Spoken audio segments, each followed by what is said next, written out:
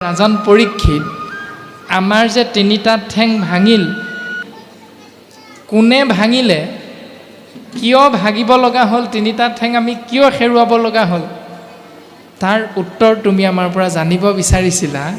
গতিকে আমি তোমাক উত্তৰটো দিছোঁ ৰাজন। এই উত্তৰটো তুমি আমুক আমুক আমুক আমুকক যদি সোধা, অৰ্থাৎ জ্ঞানী লোকক, কুতৰ্কী পণ্ডিতক, দৈৱজ্ঞক, মীমাংসকক আৰু লোকাৱৰ্তী শাস্ত্ৰ, ইয়াৰ দ্বাৰা যদি ইয়াৰ উত্তৰটো বিচাৰা, তেতিয়াহ'লে তুমি এনেধৰণে ইয়াৰ উত্তৰটো লাভ কৰিবা। আৰু এজন ভকতক যদি সোধা ইয়াৰ বাবে দায়ী কোন, তেতিয়া ভকতে উত্তৰটো দিব, বোলে কান্ত ভকত সবে কহে হেন ন্যায়, মিলৈ সুখ দুখ সবে ঈশ্বৰ ইচ্ছায়। কোনোবা এজন সুখী হৈছে, কোনোবা এজন দুখী হৈছে। কিয়? সকলো ঈশ্বৰৰ ইচ্ছাত হৈ থাকে। উত্থান পতন যোগ বিয়োগ সমস্তখিনি কেৱল ঈশ্বৰৰ ইচ্ছাতহে হয়। ৰাজন, তত্ত্ব নাপাই কহৱে যাহাৰ যেন মতি, কৰিও কবি মৰিষ আপুনি নৃপতি। এনেকৈ বিভিন্নজনে বিভিন্নটা মত আগবঢ়ায়। ৰাজন, তুমি নিজেই চিন্তা কৰা। এতিয়া কি চিন্তা কৰিম? বোলে মোৰ এই অৱস্থাটোৰ কাৰণে দুখী কোন, এতিয়া তুমি নিজে চিন্তা কৰি লোৱা। এই বুলি বগা বৰণৰ খাৰ গৰুটোৱে ৰজা পৰীক্ষিতৰ প্ৰশ্নৰ উত্তৰটো আগবঢ়াই দিলে। এতিয়া ৰজা পৰীক্ষিতে কি বুজি পালে? ভাগৱতে সিদ্ধান্ত দিছে, অ ৰাম, হেন শুনি পাইলা ৰাজা, মনত বিচাৰি, জানিলো এহেন্তে ধৰ্ম বৃক্ষৰূপধাৰী। ৰজা পৰীক্ষিতে প্ৰশ্নৰ উত্তৰটোত বুজি পাই গ'ল যে এওঁ হ'ল প্ৰকৃততে ধৰ্মৰাজ যম। এওঁ পৰীক্ষা কৰিবৰ বাবে ষাঁড় গৰু ৰূপত এই পৃথিৱীত অৱস্থান কৰিছে। যিহেতু ৰজা পৰীক্ষিত আছিল মাতৃগৰ্ভত বিষ্ণুৰূপ দৰ্শন পোৱা এজন পৰম ভাগৱত, সেইকাৰণে তেওঁ প্ৰশ্নৰ উত্তৰটোতে বুজি পাই গ'ল এওঁ প্ৰকৃততে ধৰ্মৰাজ যম। এতেকেষে পৰ পাপ নকৰা বিদিত, কবৈ যিটো হৈ সিটো তেহনে পাপচিত। সেইকাৰণে এওঁ এই নিজৰ এই তিনিটা ঠেং হেৰুৱাব লগা অৱস্থাটোৰ বাবে সন্মুখত থকা কাকো দুখী বুলি কোৱা নাই। এতিয়া আমি চিন্তা কৰিব লাগে, সমাজৰ প্ৰত্যেকজন বা পায়, আমি যে প্ৰত্যেকেই কওঁ বোলে কৰ্ম কৰিহে খাইছোঁ, কৰ্মই ধৰ্ম, কোনোদিন মিছা কথা কোৱা নাই, মই ধৰ্ম কৰি খাইছোঁ, গতিকে মোক কিয় দুখী সজাব। বিভিন্নজন বা পাই আমি সমাজত এনেকৈ নিজৰ মনৰ ভাৱটো প্ৰকাশ কৰোঁ। এতিয়া প্ৰকৃততে ধৰ্ম কোনটো, শাস্ত্ৰই এইখিনিতে আমাক উত্তৰটো দি দিলে। যদি আমি কৈ দিওঁ বোলে মোৰ এইটো অৱস্থাৰ কাৰণে তেওঁ দুখী, তাৰ গাতহে দুখ, মোক কিয় মাৰিছা, মোক কিয় গালি পাৰিছা, সেইটোৱে হ'ল অধৰ্ম। ধৰ্মই কেতিয়াও কাকো দোষী সাব্যস্ত নকৰে, ধৰ্মই কেৱল নিজক দোষী সাব্যস্ত কৰে। আৰু ভাগৱতৰ মূল দৰ্শন সেইটোৱে। বঢ়াৰপু মহাপুৰুষ শ্ৰী শ্ৰী মাধৱ গুৰুজনাই নামঘোষা শাস্ত্ৰত খুব সুন্দৰভাৱে গীতাৰ এটি সত্য বস্তু প্ৰকাশ কৰিছে। ভগৱন্ত ভক্তিযুক্ত পুৰুষৰ আত্মবোধ, মাধৱৰ প্ৰসাদে মিলয়, কৃষ্ণৰ কৃপাত যেবে গোচয় সংসাৰ ভয়, এহি মানে গীতাৰ নিৰ্ণয়। ভাগৱত দৰ্শন কি বোলে? এইফালে হুলস্থুল হৈছে, আইসকল তোমালোক মনে মনে থাকা দেই। এইফালেও অলপ বেছিকৈ হুলস্থুল হৈছে, তোমালোকো মনে মনে থাকাচোন। এইটো স্বাভাৱিক এখন সমাজত আমি এনেকৈ চিন্তাটো প্ৰকাশ কৰোঁ। কিন্তু এইটো সঁচা নহয়, এইটো ভাগৱত দৰ্শন নহয়। ভাগৱত দৰ্শন হ'ল মই মনে মনে থাকিম। তোমালোক মনে মনে থাকা নহয়, প্ৰত্যেকেই যদি কওঁ তোমালোক মনে মনে থাকা তেতিয়া বেছি হুলস্থুল হৈ যাব। সেইকাৰণে কৈছে ভাগৱতৰ দৰ্শন মই মনে মনে থাকিম। তাৰমানে তেওঁলোকৰ ভুল তোমালোকৰ ভুল নহয়। 24টা তত্ত্বৰে গঠিত শৰীৰটোৰ 11টা ইন্দ্ৰিয়ত যোগ হৈ থকা কুৰ্চুত, কপট, মদ, মাচৰ্য, দম্ভ, দৈস্য, অহংকাৰ, হিংসা, ঈৰ্ষা, অসূয়া, অপ্ৰীতি, এই অৱগুণবিলাক আমাৰ শৰীৰৰ 11টা ইন্দ্ৰিয়ৰ লগত যদি যোগ হৈ আছে, কেনেকৈ আমি এইবিলাক বিয়োগ কৰিব পাৰিম সেইটো চিন্তাত নিজকে ঈশ্বৰৰ নামটো আশ্ৰয় কৰিবলৈ আগবঢ়াই দিয়া ব্যৱস্থাটোৰ নামহে হ'ল ভাগৱত দৰ্শন। আত্মবিশ্লেষণ, তেওঁৰ গাত কি ভুল আছে এইবিলাক খুচৰি ফুৰা দৰ্শন ভাগৱতে নাই দিয়া।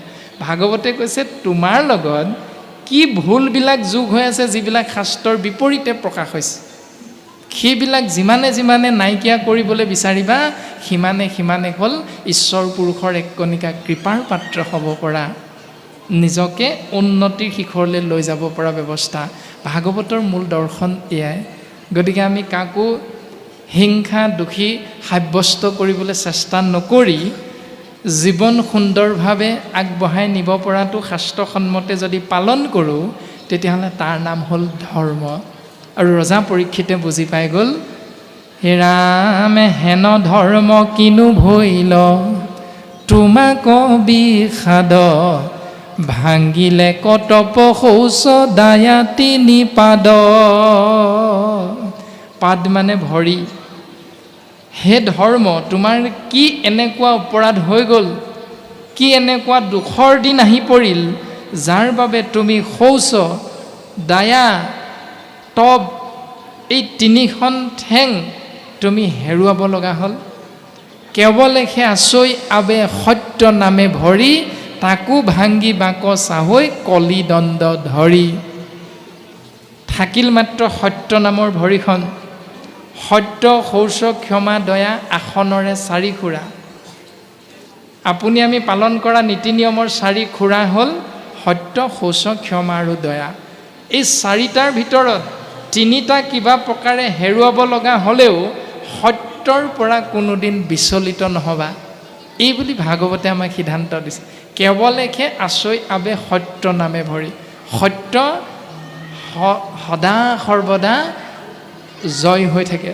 সেইকাৰণে জাতিৰ পিতা মহামানৱ মহাত্মা গান্ধীয়ে এই বাক্যষাৰ আমাক প্ৰকাশ কৰি থৈ গৈছে। বিদ্যালয় পাঠ্যপুথিটো আমি প্ৰত্যেকজনাই এই কথাটো শিকি আহিছিলোঁ যে সত্যৰ সদায় জয়। এতিয়া সত্যৰ সদায় জয় অসমীয়াত আছে, কিন্তু এইভাগ হ'ল প্ৰকৃততে ঋগ্বেদৰ মন্ত্ৰ।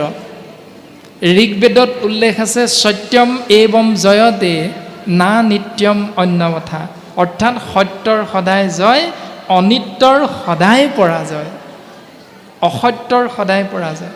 সত্য কোন, নিত্য কোন, ইয়াৰ বিষয়ে আমি বিদ্যালয় বাৰান্দাত প্ৰত্যেকেই প্ৰাৰ্থনা কৰিছিলোঁ। ব্ৰহ্মা আদি কৰি জীৱ যত ৰাম ৰাম ৰাম ৰাম ৰাম, মায়া সৰ্যা মাজে আশ্ৰয় ঘুমতি যায়। তুমি সি চৈতন্য সনাতন, ৰাম ৰাম ৰাম ৰাম ৰাম, আমি অচেতন নিয়োক নাথ জগাই। সেই নাথ, আমি হ'লোঁ অনাথ। গতিকে আমি অনাথক প্ৰভু তুমি এক কণিকা কৃপা কৰা। নাথ কোন, চৈতন্য কোন, সিদ্ধান্ত দিছে নামঘোষা শাস্ত্ৰত মাধৱ গুৰুজনে। হে কৃষ্ণ তুমি মাত্ৰ চৈতন্য স্বৰূপ নিত্য, সত্য শুদ্ধ জ্ঞান সন্দিত, আৱৰজতে কইতো তোমাৰ বিনোদ ৰূপ, চৰাচৰ মায়াৰে কল্পিত। হে কৃষ্ণ, তুমি মাত্ৰ চৈতন্য, অৰ্থাৎ কৃষ্ণহে জীৱিত, আমি সমস্ত অচেতন। কৃষ্ণহে শুদ্ধ, বাকী সকলো অশুদ্ধ। কৃষ্ণহে সত্য, তুমিহে কেৱলে সঁচা। মিছা সবে আন, জানি জ্ঞানী গণে কৰে হৃদয়তে ধ্যান। তো যিসকলে হৃদয়ত কৃষ্ণক ধ্যান কৰে তেওঁলোক হ'ল জ্ঞানী। গতিকে ত্ৰিকালদৰ্শী ঋষি ব্যাস পৰম জ্ঞানী তত্ত্বদৰ্শী। সেইকাৰণে কৃষ্ণৰ মূৰ্তিক পাছে কৰিলন্ত ধ্যান, হৃদয়তে কৃষ্ণক দেখিলা বিদ্যমান। কিন্তু আমি সেই তত্ত্বটো বুজি নাপাওঁ, সেইকাৰণে গুৰুজনাই সিদ্ধান্ত দিছে, অ কৃষ্ণ তুমি আছা হেনো সবাৰো হৃদিত, তত্ত্ব নাপাই তোমাক বিচাৰো বাহিৰত। হে কৃষ্ণ, তুমি সকলোৰে হৃদয়ৰ মাজত আছা, কিন্তু এই সত্যটো অনুধাৱন উপলব্ধি কৰিব নোৱাৰাৰ বাবে আমি তোমাক বিচাৰি মন্দিৰ, মছজিদ, নামঘৰ, গীৰ্জা, গছৰ তল, বিভিন্ন দেৱ দেৱতাৰ মূৰ্তি নিৰ্মাণ কৰি ধূপ ধূনা জ্বলাই তাৰ আগত চাকি বন্তি সহিতে সেৱা নিবেদন কৰোঁ। কিন্তু তুমি আমাৰ হৃদয়ৰ মাজত আছা, এই তত্ত্বটো আমি উপলব্ধি কৰিব নোৱাৰোঁ। নোৱাৰাৰ কাৰণটো কি? নোৱাৰাৰ কাৰণ আছে। কাৰণটো গুৰুজনাই খুব সুন্দৰভাৱে সিদ্ধান্ত দিছে, বোলে সমস্ত কাষ্ঠতে অগ্নি আচন্ত ব্যাপী, ঘড়ীখন বিনে তাংক নেদেখে কদাপি। বিভিন্নজন বাঁ পাই আহি যদি আমি মাটিৰ চাকি, মিঠাতেলৰ পেকেট এটা, শলিতা এডাল, ধূপৰ পেকেট এটা কলপাত এখনত আগবঢ়াই থৈ যাওঁ, জুইশলা কাঠিটো মাৰি যদি শলিতাডালত লগাই নিদিওঁ, জুইকুৰা বন্তি গছ নিজে নিজে জ্বলিব নি? নজ্বলে। আগবঢ়াই থৈ গ'লে নজ্বলেহি। তাক আমি খাৰে খাৰে ঘৰখন কৰিলেহে বিচৰা ধৰণে আমি অগ্নিতত্ত্বটো লাভ কৰিব পাৰিম। ঠিক তেনেকৈ কৃষ্ণ তত্ত্ব হেহি মতে কৃষ্ণ আছা সবাৰো হৃদিত, ভকতি নভৈলে জানা নোহন্ত বেকত। কৃষ্ণ তত্ত্বও সেইধৰণে সকলোৰে হৃদয়ৰ মাজত আছে, কিন্তু ভক্তি নকৰিলে কৃষ্ণস্তু ভগৱন্তক দৰ্শন পোৱাটো সম্ভৱ নহয়। এতিয়া ভক্তি কৰিম কেনেকৈ? বোলে ভকতিৰ বীজ শৰণে হে নিজ, প্ৰেমানন্দ তাৰ ফল, শৰণ বিনাই ভকতি কৰয়, এৱা ঘতৰ যেন জল। ভক্তি কৰিম, কিন্তু ভক্তিৰ প্ৰথম খোজটো কি?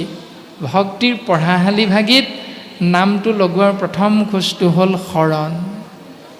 এতিয়া শৰণ প্ৰক্ৰিয়াৰে যেতিয়ালৈকে ভক্তিৰ ৰাজ্যখনত প্ৰৱেশ নকৰিম, তেতিয়ালৈকে জীৱই পৰমানন্দ, সহজানন্দ, স্বৰূপানন্দ, নিত্যানন্দ আদি ন আনন্দৰ গৰাকী হ'ব নোৱাৰে।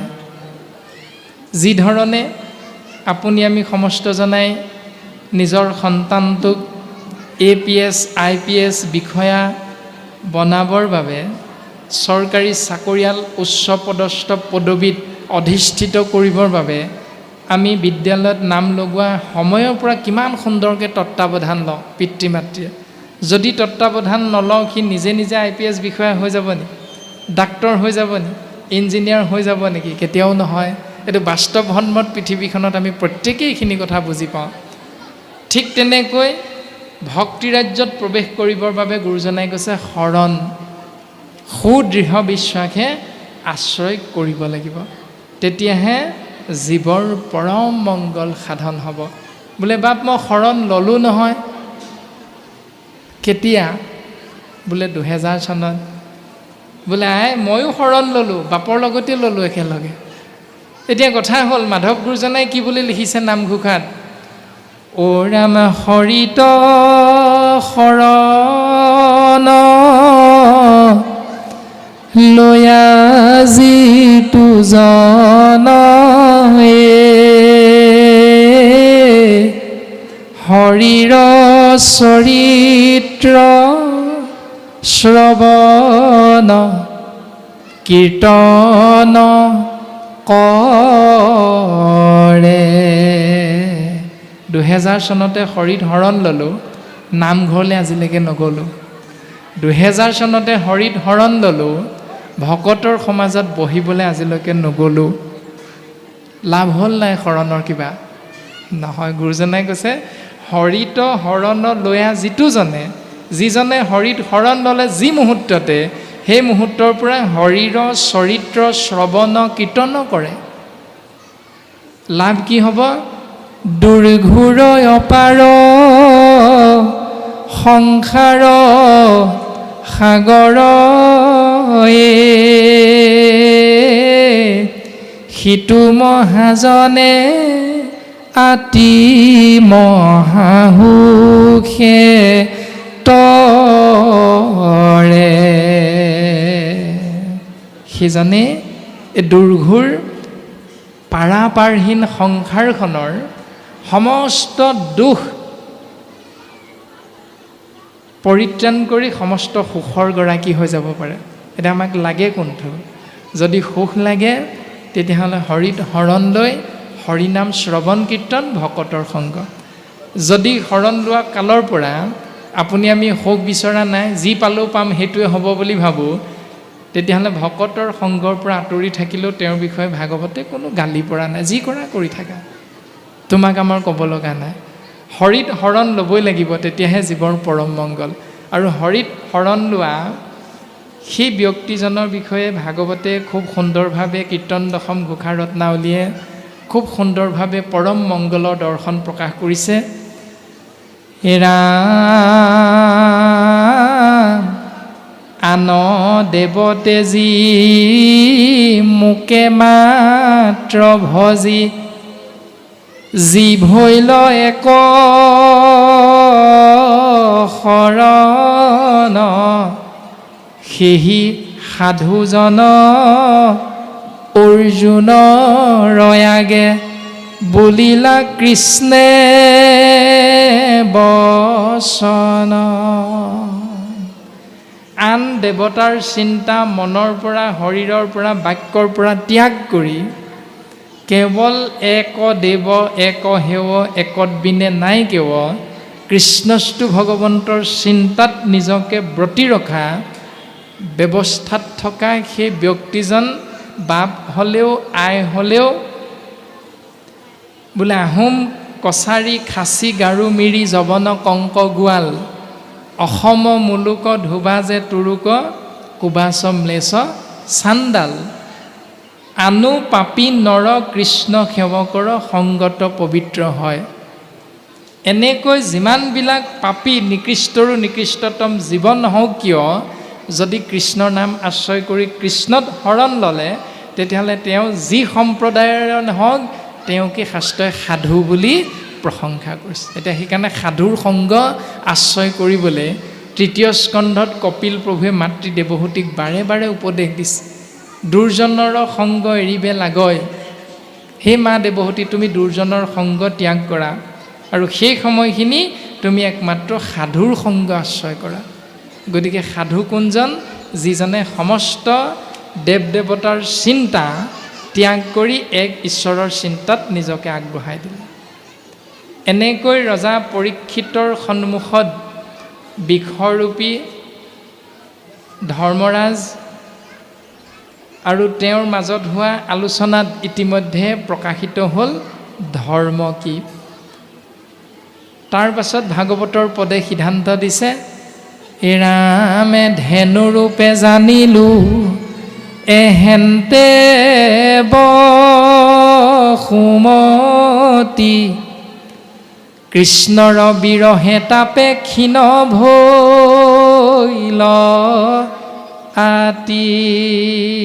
পৰীক্ষিতে বুজি পাই গ'ল, কাষতে থকা গাই গৰুজনী প্ৰকৃততে গাই গৰু নহয়, নিশকতীয়া, শুকাই খিনাই যোৱা, শৰীৰত বল শক্তি নথকা, ৰূপটো গাই গৰু। এওঁ প্ৰকৃততে বসুমতী। কিয় বসুমতী বুলি চিনি পালে? কাৰণ কৃষ্ণ তত্ত্বই ধৰাধাম এৰি গুচি গ'ল। মানে বসুমতীৰ বুকু সুদা কৰি কৃষ্ণ তত্ত্ব বৈকুণ্ঠলৈ গুচি গ'ল। সেইকাৰণে স্বামীৰ বিৰহত মাতৃ বসুমতী শুকাই খিনাই নিশকটীয়া হৈ গৈছে। কৃষ্ণৰ বিৰহ তাপে ক্ষীণ ভৈল আতি। উদ্ধজ ব্ৰজ পংকজ গুচিল অলংকাৰ, তাক স্মৰি কান্দন্ত খেদৰ নাহি পাৰ। হে মাৱমহী শুনিও ক ধৰ্ম বাপ, নকৰা কলিক ভয় তেজিও সন্তাপ। পৃথিৱী পৰ্যতি মই ফুৰুৱাকে চাই, পাপী কলিয়াউৰ মূৰ খাতৰ নেৰাই। হে মা বসুমতী, হে পিতৃধৰ্ম, তোমালোকে কলিক ভয় নকৰিবা, তোমালোকে শোক দুখ ত্যাগ কৰা। মই যে পৃথিৱীখন পৰিভ্ৰমণ কৰিলোঁ, দিগ্বিজয় কৰিলোঁ, কিয় জানানে মা, কিয় জানানে পিতা? এজনক বিচাৰি বিচাৰি ঘূৰি ফুৰিছিলোঁ, সেইজন হ'ল কলি। পাপী কলিক মই বিচাৰি ঘূৰি ফুৰিছোঁ, আৰু আজি আহি মই পাপী কলিক সন্মুখতে লাভ কৰিলোঁ। গতিকে ইয়াক আজি মই সোধাই নেৰোঁ। এই বুলি ধৰণিক ধৰ্মক আশ্বাসীয়েহি বুলি, ডাৱৰ আজুৰি খান্দা ধৰি লন্ত তুলি। মহুৰ ৰাজ্যত আখি কৰ অপকাৰ, জানিলো পাতকি তোৰ কত কটাই ঘাৰ। ডাবৰ মানে খাপ, যিটো খাপত তৰোৱালখন ভৰাই থোৱা থাকে, সেই খাপটোৰ নাম হ'ল ডাবৰ। ডাবৰ আজুৰি খান্দা ধৰি লন্ত তুলি, থাপ মাৰি ধৰি খাপটোৰ পৰা আজুৰি তৰোৱালখন উলিয়াই ল'লে, আৰু তৰোৱালখন উলিয়াই কলিক কাটিবৰ বাবে ৰজা পৰীক্ষিত উদ্যত হৈছে। আৰু সেই দৃশ্য দেখি কলিয়ে কি কৰিছে? হেন দেখি কলিৰ ভয়তে ধাতু যায়, ৰাজচিহ্ন মানে সবে পেহলাইলে সহায়। দণ্ডৱতে পৰিহাতে ধৰিয়া চৰণ, ত্ৰাহি ত্ৰাহি বুলি তান্তে পখিল শৰণ। এই দৃশ্যটো দেখি কলি অতিশয় ভয় খাইছে, আৰু ভয়ত হাতত লৈ থকা ৰাজচিহ্ন দণ্ড সমস্তখিনি হাতৰ পৰা পেলাই ৰজা পৰীক্ষিতৰ চৰণত শৰণে পখিলে, আৰু কি বুলি কৈছে? অ ৰাম আউৰ দ্ৰোহ নকৰিব, দিয়া জীৱদান, ভৈলুহু ভৃত্যৰু ভৃত্য, ৰাখা মোৰ প্ৰাণ। এতে ককাতৰ কৰৈ চৰণত ধৰি, মহাত্ৰাসেতৰ তৰি কামপৈ হাত ভৰি। হে ৰাজন, মোক ক্ষমা কৰা, তোমাৰ আজ্ঞা সৰ্বতো প্ৰকাৰে পালন কৰিম, তুমি যি কৰিবলৈ কোৱা মই তাকেই কৰিম, কিন্তু মোক তুমি এইবাৰৰ বাবে ক্ষমা কৰা, মোক তুমি প্ৰাণে নামাৰিবা ৰাজন। এই বুলি কলিয়ে ৰজা পৰীক্ষিতৰ চৰণত পৰি সেৱা নিবেদন কৰিছে। হে ৰাম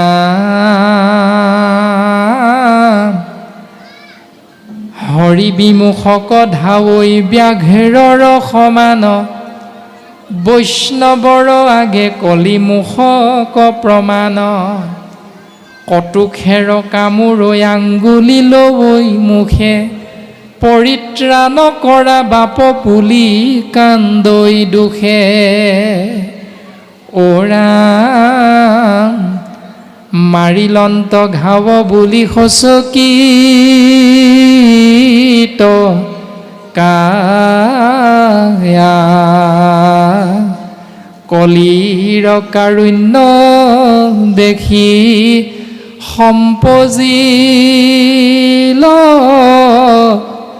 দায়া। কলিয়ে যেতিয়া দুখত কান্দিছে, কম্পমান হৈছে, কাতৰ হৈ সেৱা নিবেদন কৰিছে, এই সেৱাত ৰজা পৰীক্ষিত অতিশয় আনন্দিত হৈছে আৰু মনত অকণমান বেয়াও লাগিছে।